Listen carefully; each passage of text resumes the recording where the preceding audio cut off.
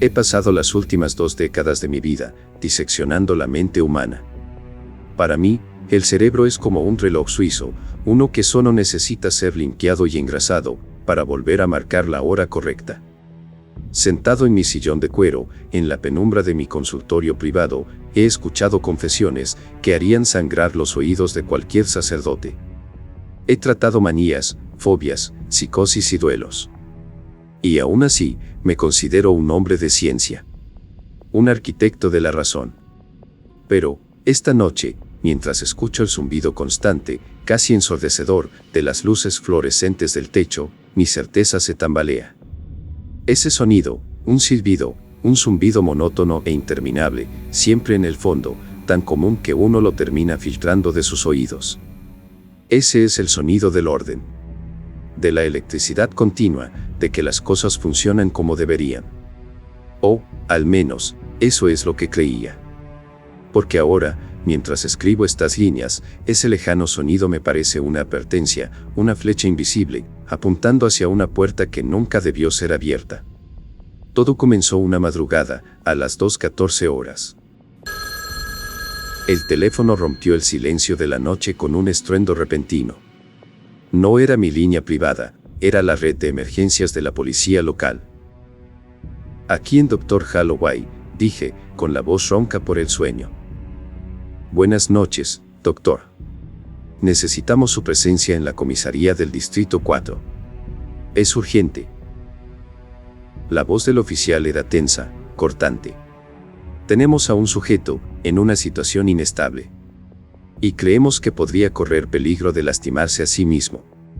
¿Cuál es la situación?, pregunté, mientras intentaba vestirme con una mano. Encontramos al individuo en el interior de una tienda de muebles que estaba cerrada. Apareció adentro, sin forzar la cerradura, por lo que pudimos ver. Los sensores de movimiento no saltaron, hasta que él empezó a gritar y forcejear desde el interior, intentando salir. Cuando nos presentamos para hacer el arresto, notamos que no se trataba de un intento de robo. El sujeto no parecía saber en dónde estaba, ni cómo llegó a ese lugar. Entendido, me pondré en camino enseguida. Aparqué en el sótano de la comisaría. El ambiente era el de siempre, que recordaba de mis escasas visitas a ese lugar. Olor a café quemado, tabaco y humedad. Me guiaron junto a las celdas de detención habituales, llenas de borrachos y malandros, hasta llegar a la zona de aislamiento, en el sótano. Allí, el aire era más frío. Y entonces, lo volví a notar. Ese zumbido, otra vez. En el hospital, o en mi consulta, las luces zumbaban, pero aquí el sonido era más agudo, más metálico. Se me clavaba en los molares. Me ajusté las gafas, intentando ignorar la molestia, y me aproximé a la celda de observación número 1. Allí estaba el hombre, pero no lo encontré sentado en el banco de concreto, como esperaba. Estaba acurrucado, en la esquina más lejana de la puerta, donde las paredes de cemento se encuentran con el piso sucio. Pero él no estaba tocando las paredes. Había un espacio de unos 5 centímetros entre su espalda y el muro. Se mecía suavemente, con los brazos envolviendo las rodillas, en una postura fetal extrema. Hola, soy el Dr. Holloway, dije, acercándome al cristal blindado. El hombre levantó la cabeza. El impacto de su mirada me detuvo sobre mis pasos. Sus ojos estaban dilatados, hasta el punto de que el iris era apenas un anillo azul oscuro, rodeando un abismo negro en su interior. No era la mirada de un paciente normal, de un criminal o de un drogadicto. Era la mirada de una presa que ha estado siendo cazada durante demasiado tiempo.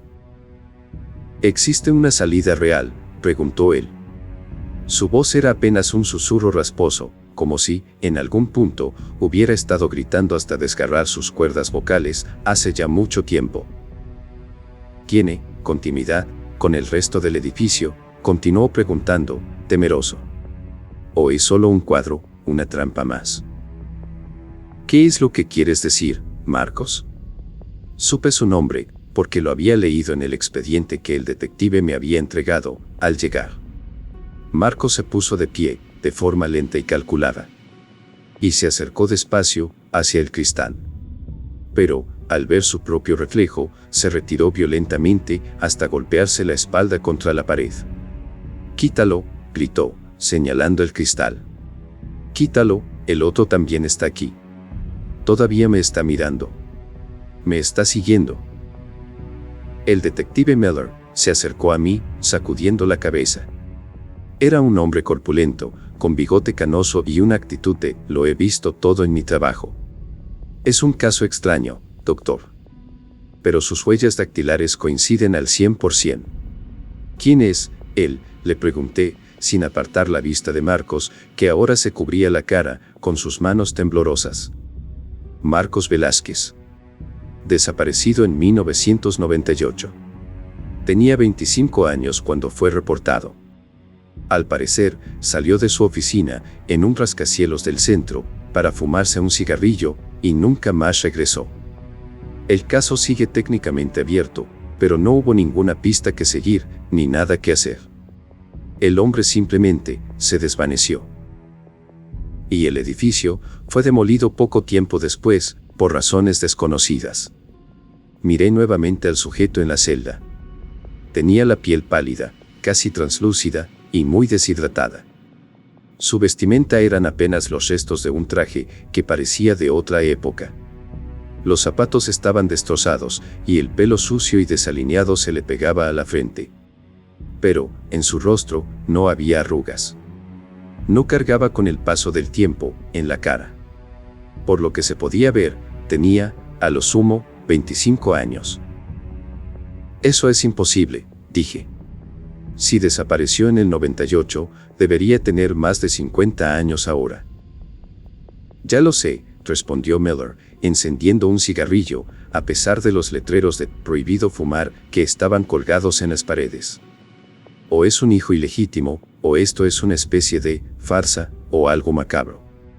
Pero, biológicamente, es él». Intenté, en vano, establecer una conversación con la persona.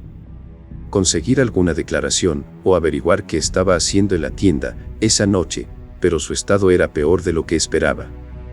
No pude sacarle ni una palabra coherente. El hombre estaba aterrado de algo. Decidí trasladarlo al ala psiquiátrica de mi hospital. La comisaría no era buen lugar para un estado de catatonía aguda como ese. Marcos solo accedió a moverse cuando le prometimos que no habría espejos ni cristales de observación en su nueva habitación. El protocolo de ingreso fue simple y rutinario hasta que vaciamos sus bolsillos. No tenía un teléfono, ni billetera, ni llaves. Solo encontramos un trozo grande de papel arrugado, grueso y pesado.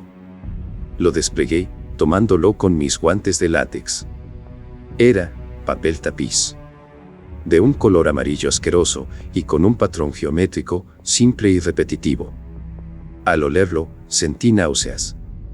Emitía un hedor a agua estancada, a moho y a carne rancia que había estado cocinándose por demasiado tiempo. Un olor que no pertenecía a este mundo. Esa primera noche, desde mi casa, revisé las grabaciones de la cámara de seguridad de su habitación. El hombre no durmió. Ni siquiera por un segundo. Desde el momento en que ingresó y hasta las 6 de la mañana, caminó en círculos perfectos en el centro de la habitación. Pero, lo inquietante no era su andar, sino cómo marcaba su trayectoria. Evitaba pisar las líneas de las baldosas en el piso. Si el círculo intersectaba con una línea, daba un pequeño salto para no tocarla. Como si las líneas fueran abismos o bordes afilados. Me pasé la noche buscando en la literatura médica algo que me ayudara a comprender su situación. Era un síndrome de Werner invertido. Un caso extremo de progeria negativa. Criptonia. Nada cuadraba. La ciencia no tiene una explicación o una razón para que un hombre se congele en el tiempo mientras el mundo sigue girando. A la mañana siguiente, inicié la segunda sesión. Marcos estaba sentado en la cama, todavía hiperalerta, mirando la puerta. Después de varios intentos, y de mucha paciencia, logré establecer una comunicación algo normal con él. ¿En dónde estuviste durante todo este tiempo, Marcos?, le pregunté, suavemente. Él bajó la mirada a sus manos. El descenso, murmuró él. Fue un deslizamiento. Estaba en el pasillo de la oficina, frente al ascensor. Y, en el momento en que lo escuché, me tropecé. Pero en lugar de tocar el suelo, el piso desapareció. Caí a través de la realidad. Yo asentí, frunciendo el ceño, sin saber a lo que se refería. Escúcheme, doctor. Necesito que comprenda, dijo Marcos, acercándose peligrosamente a mi cara. El zumbido, ¿lo oye? Está en las luces. Retrocedí unos centímetros y tuve la sensación de que se me destapaban los oídos. Volví a notar los sonidos de mi alrededor después de estar tan concentrado en la conversación. Un pitido agudo, proveniente de las luces del techo. Es el sonido de la corriente eléctrica. ¿A eso te refieres?, le pregunté, intentando comprender. Marcos negó con vehemencia. Ese es el sonido con el que nos convencen de que estamos vivos, dijo. Es la frecuencia de la nada. Allí, en el lugar donde estuve, no existe el sol.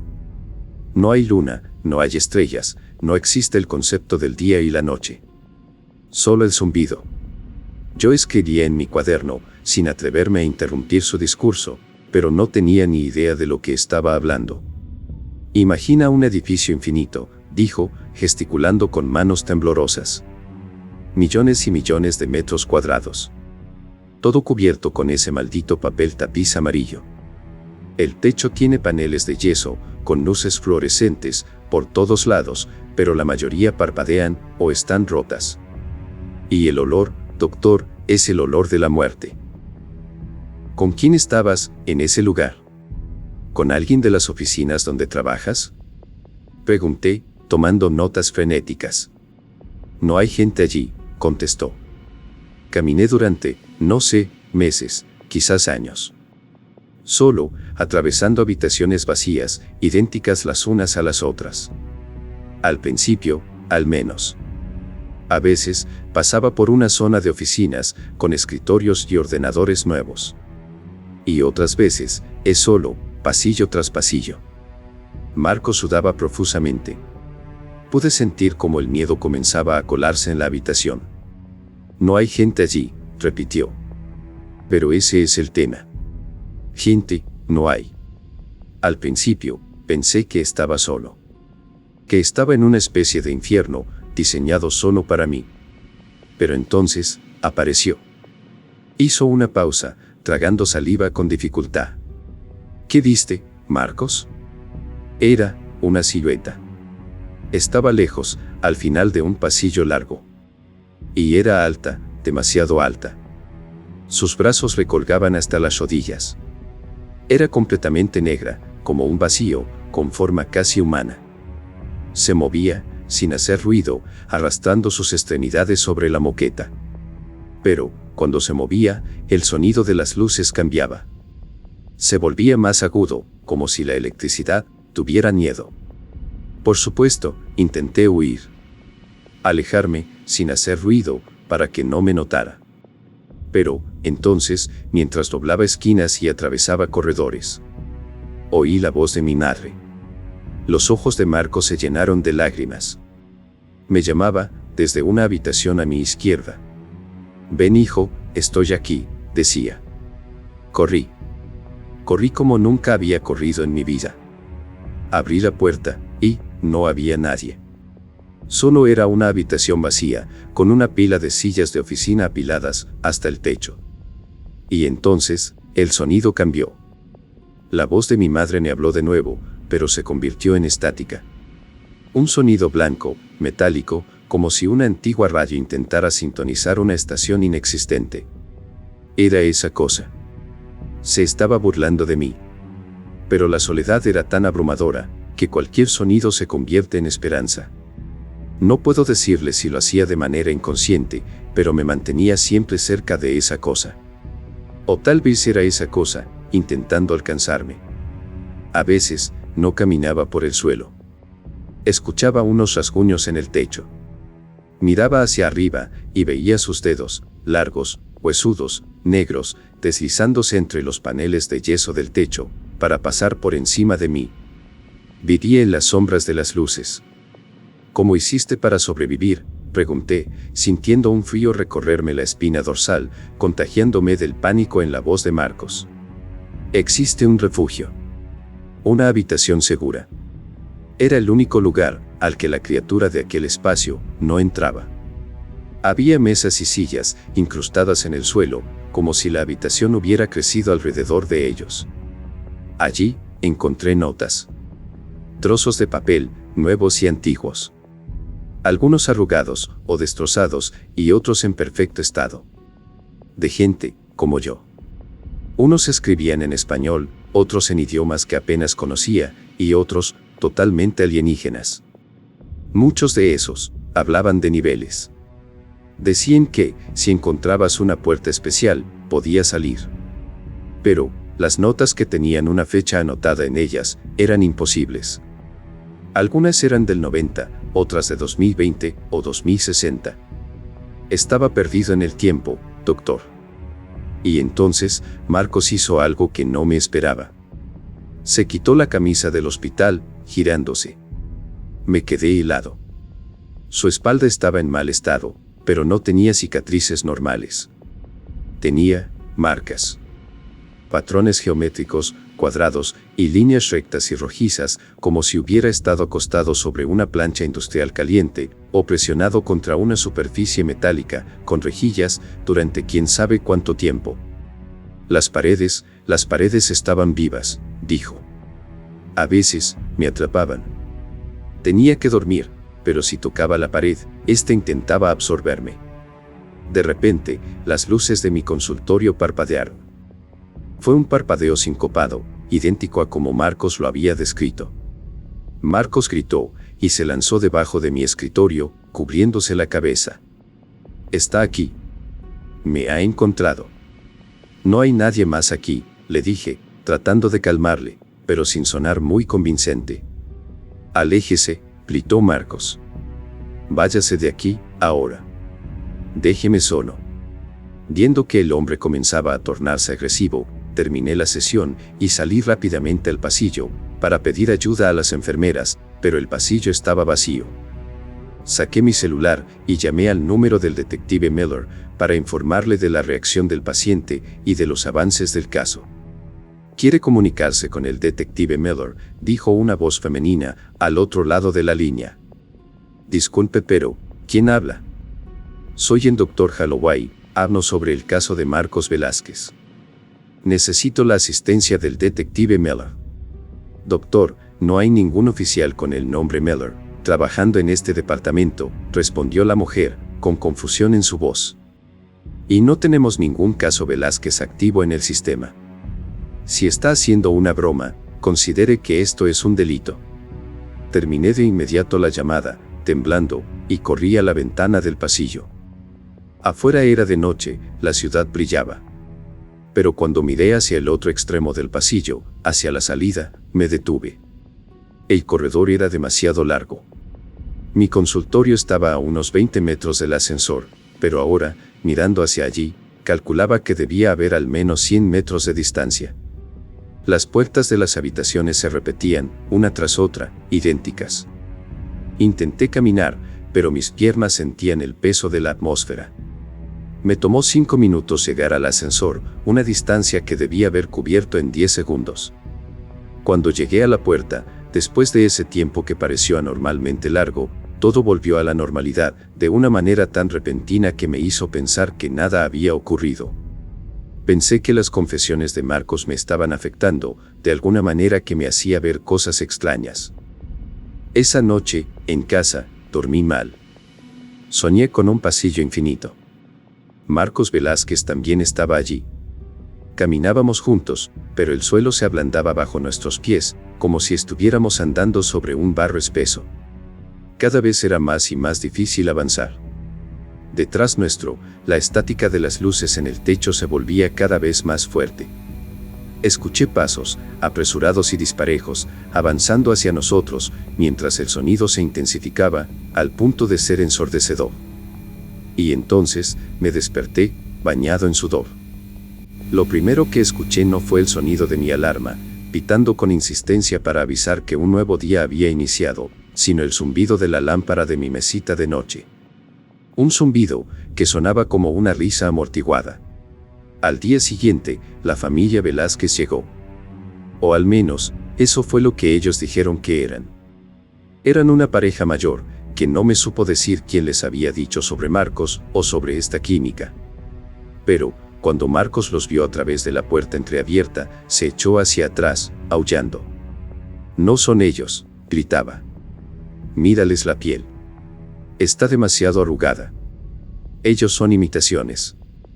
Esa cosa se los comió y ahora los está usando de disfraz». Al quedarme sin opciones, tuve que sedarlo. Aquella tarde, mientras revisaba sus síntomas, algo cambió en mí. Empecé a dudar de mi propia percepción. 2 días después de aquel incidente, descubrí una mancha en la pared de mi consultorio privado. Era una mancha de humedad, oscura y maloliente, que se extendía en el medio de una pared vacía. Pero, no era una mancha casual. Tenía forma rectangular. Envié a pasar un fungicida, hacer limpieza y pintar nuevamente la pared completa.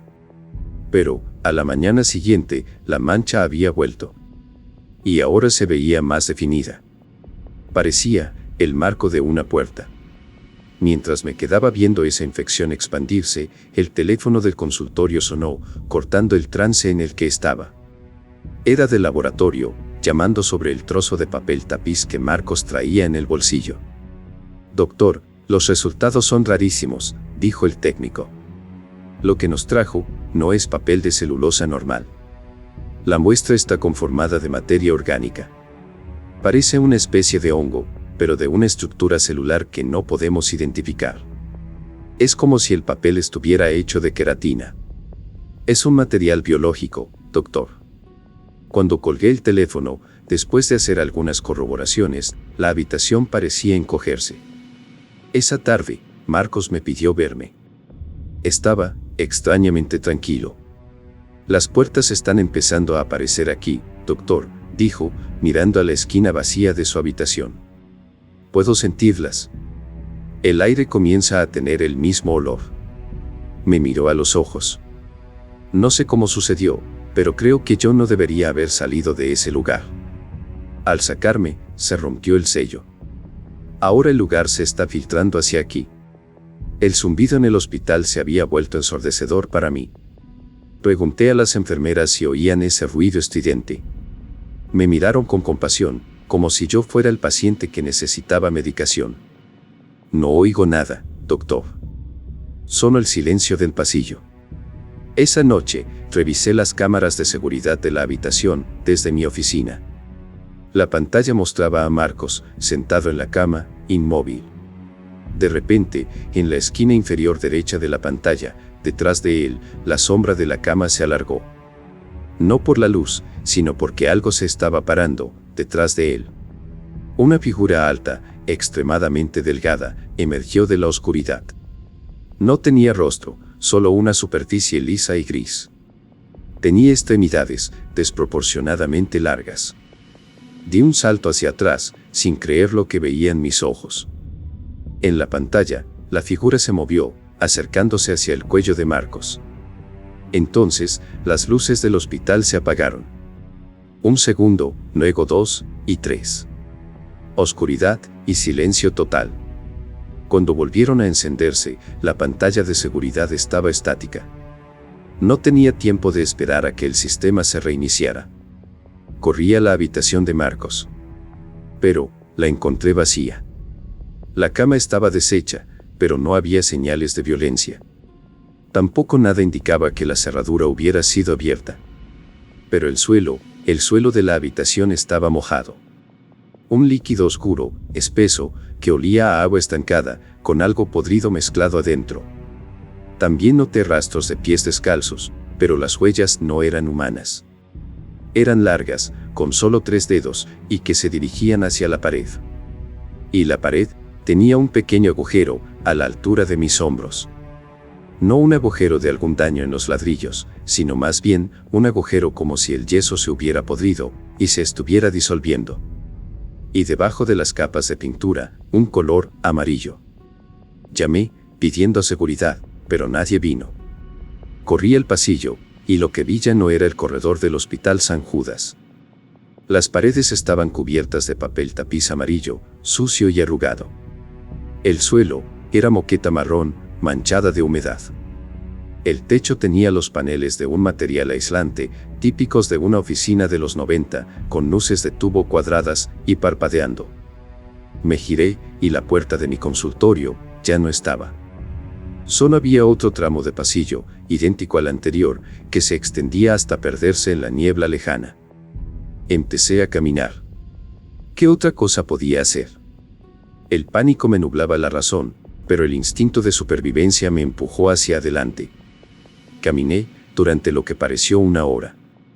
El zumbido en ese lugar era constante, como un compañero odioso, que no se quiere alejar de ti. «Hola, ¿hay alguien aquí?», llamaba con desesperación. El eco devolvía mi voz, un segundo más tarde, pero distorsionada. Como si hablara a través de una lata, atada a un violín. Y de repente, al doblar una esquina, vi a una persona, al final del pasillo. «Marcos, ¿eres tú?», pregunté, corriendo hacia él.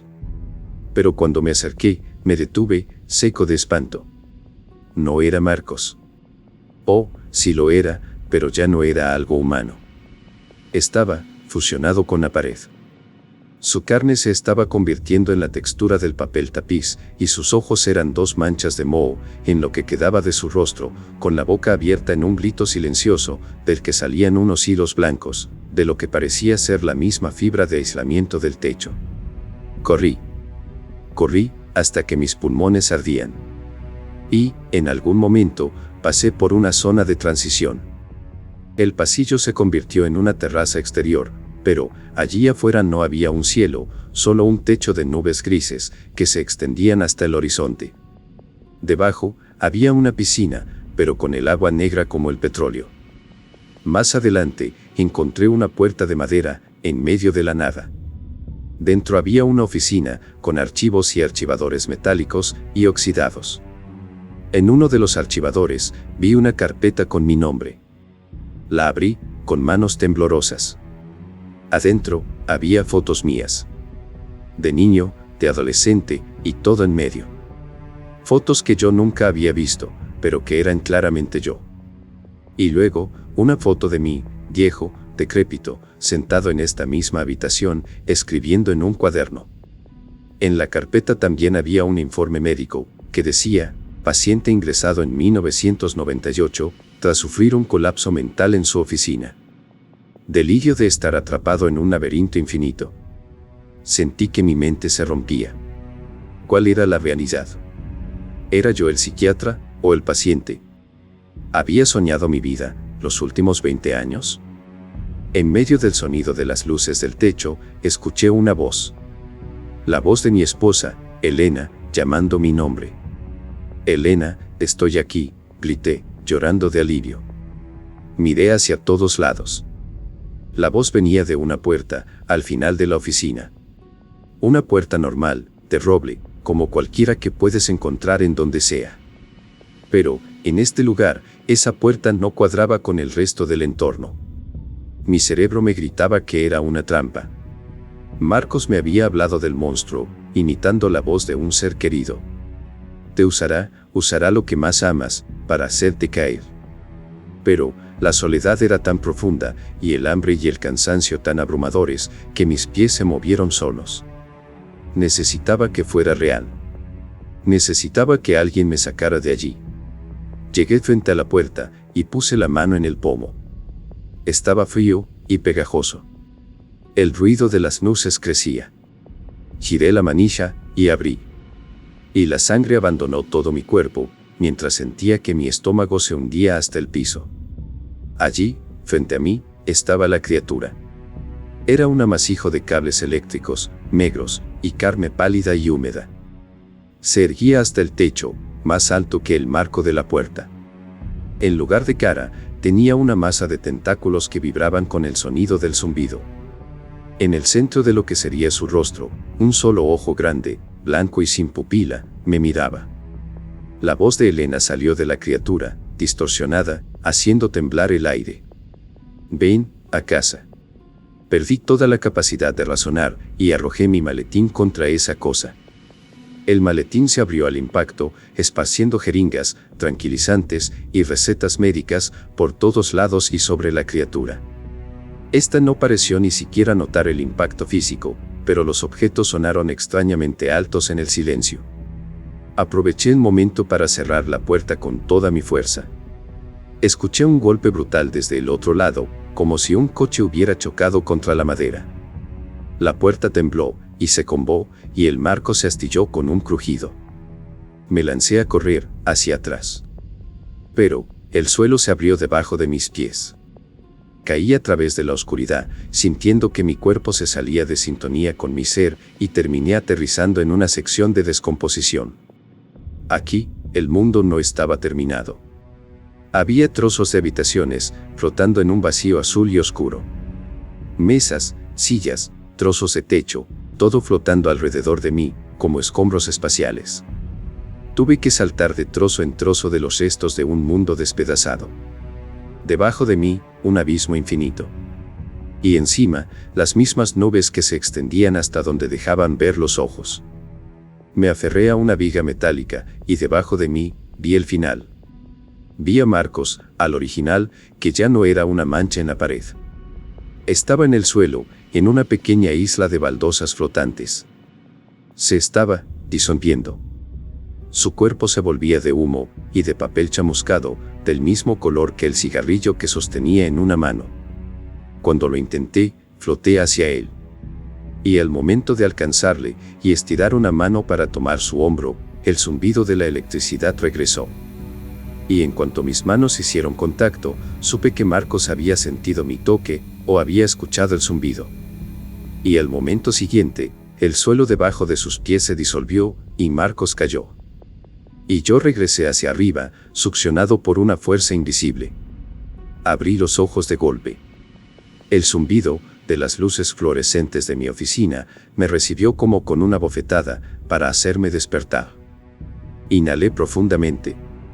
Podía sentir el olor familiar a café y a libros viejos. Mi silla de cuero, mis diplomas en la pared y la ventana, mostrando el tráfico de la ciudad a las 9 de la mañana de un día nublado. Me pasé la mano por la cara. Estaba sudando, pero estaba entero. Mi rostro era suave. Era humano. Un sueño. Todo había sido un sueño.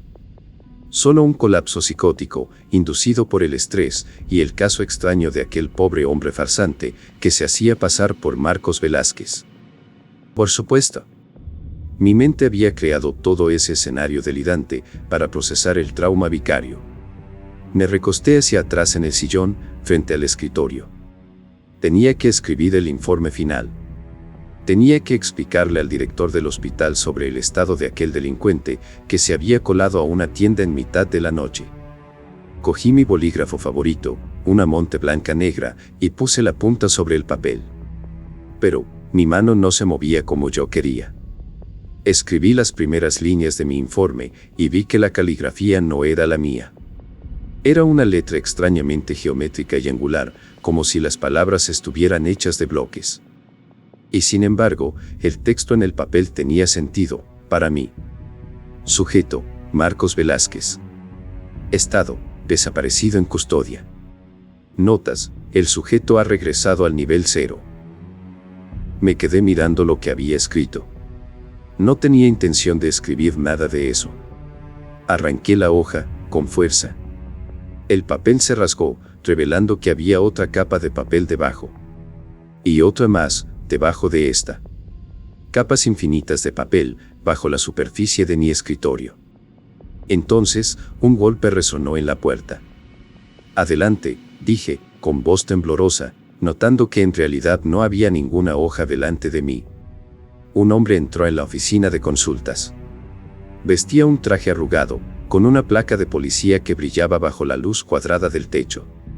Buenos días, doctor, soy el detective Juárez. Me han asignado el caso del hombre que desapareció de su cuarto de atención la noche anterior. Lo miré muy detenidamente. Tenía la cara pálida y los ojos inyectados en sangre. Juárez, pregunté. no hay ningún detective Juárez. Usted es el agente Miller, ¿no es así? El detective se sentó frente a mí. Parecía estar al borde del colapso. Doctor, no sé de qué habla. No conozco a ningún Miller. Mire, necesito de su ayuda. Anoche estaba investigando una casa abandonada en los suburbios, porque recibimos una llamada anónima sobre una persona en mal estado. Y cuando entré en el sótano, el suelo no estaba. No había nada al final de las escaleras.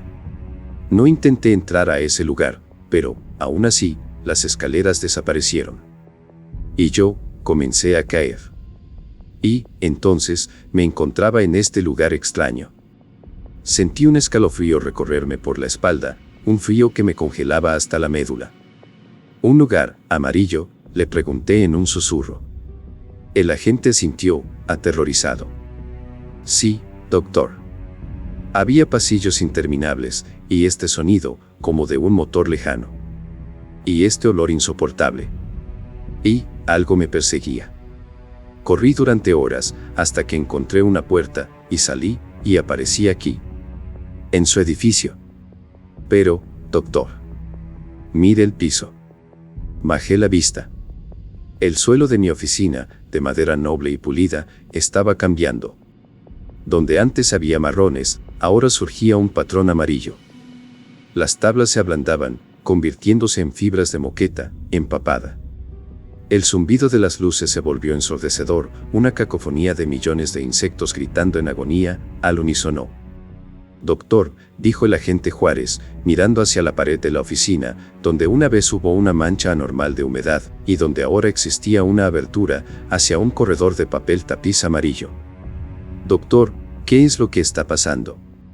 Suspiré, y me recliné en mi silla. Ya no luché. Sentía una paz extraña, una aceptación, fría y matemática. La ansiedad se desvaneció, reemplazada por la certeza de que esto siempre había sido inevitable. Mi consulta, mi vida, mi carrera, todo había sido una pausa. Un momento de silencio, entre el zumbido y el zumbido. No se preocupe, detective, le dije, mientras mis manos se adherían al escritorio, con los dedos alargándose y fusionándose con la madera, que se volvía de papel. Esto es solo lo que queda, cuando se borra el resto. El detective miraba mi rostro con una expresión de terror, como si estuviera viendo un fantasma, y entonces gritó y corrió hacia la puerta. Pero la puerta no llevaba al hospital. Ahora, se abría a otro tramo de pasillo, exactamente igual al que estaba infiltrándose por la pared, infinito y vacío. Él corrió hacia allí de todas formas, desapareciendo en la distancia. Y yo, me quedé solo. O tal vez no estaba solo. En el fondo, podía sentirlos. A todos ellos. Los que se habían perdido, cuando la realidad les había fallado. Incluso Marcos estaba aquí, en las paredes, en el techo, y en las luces. Y yo estaba aquí, comprendiendo la estructura. El suelo de la oficina comenzó a mezclarse con el escritorio, y con las sillas, mientras las paredes se tornaban de color amarillo, y las estanterías con libros se hundían en ellas. Saqué mi libreta, y comencé a escribir. Ya no tenía bolígrafo, pero mis dedos ahora dejaban marcas de tinta negra al tocar el papel. Los trazos a veces se marcaban como palabras, en distintos idiomas, y a veces aparecían como garabatos sin sentido. Pero, para mí, todo era como debía ser. Diario del Dr. Holloway. Día 1, o tal vez, día 10.000. Ahora puedo entender el significado de ese zumbido. Es necesario, para sobrevivir. Cuando uno nuevo cae a través del techo, asustado y confundido, necesita que alguien le guíe. Alguien que le atraiga. Escuché un ruido a lo lejos. Un golpe sordo, como de un cuerpo cayendo y golpeando contra el suelo. Era alguien nuevo, y apenas había llegado. Sonreí, aunque mi boca ya no existía como tal, sino que era solo una hendidura, entre los cables negros que ahora formaban mi rostro. Ajusté mi voz, para hacerla sonar como el hermano de mi nuevo visitante. Debía ser un sonido tan dulce, como desesperado. Estoy aquí. Por favor, ayúdame. La casa comenzaba de nuevo. Y ahora, yo era parte del laberinto. Este primer nivel es mi hogar. Y en el infinito amarillo, en cierto modo, me sentía volviendo a casa.